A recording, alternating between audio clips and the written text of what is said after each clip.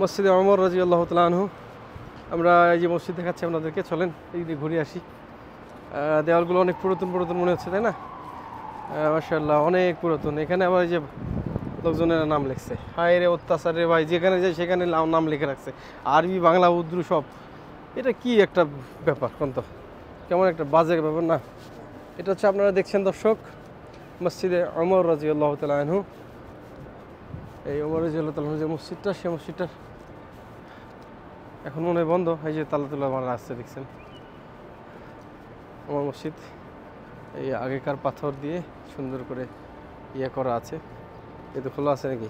আরে ভাই তালা মারা। এই হলো মিনার। এই আশেপাশেই সব ইয়ে আছে আর কি। এই যে মসজিদে ওমর বিন খাত্তাব রাদিয়াল্লাহু তাআলা আনহু। এখানে দেখতে পাচ্ছেন ইয়ে দেওয়া আছে,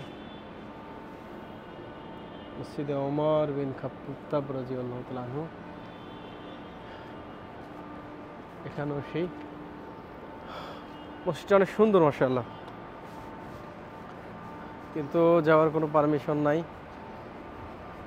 আল্লাহু আকবার। এখানে কাহিনী করছে কি দেখেন, এই যে একটু আগে বললাম যে ওবাইদুলকে আপনি কবুল করেন, ওবাইদুলকে আপনি কবুল করেন। এটা মসজিদে ওমর বিন খাত্তাব রাদিয়াল্লাহু তাআলা আনহু মসজিদে এখানে লিখিয়ে গেছে আমাদের বাঙালি ভাই। এখানে হচ্ছে আব্দুল কাদের জিলানীকে কবুল করেন।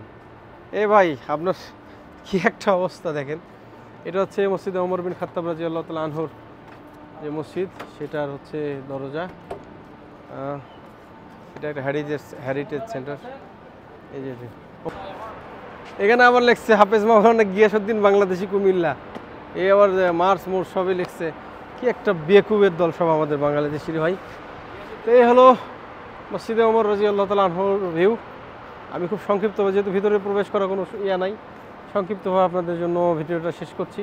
তবে আমরা দূরে যাওয়া পর্যন্ত মসজিদে ওমর বিন খাত্তাব রাদিয়াল্লাহু তাআলা আনহুর যে মসজিদটা, এটা দেখতে থাকি। এই যে দেখতে পাচ্ছেন মিনার, মাশাআল্লাহ মিনার অনেক সুন্দর, এবং মসজিদটা মনে হয় অনেক সুন্দর ছিল।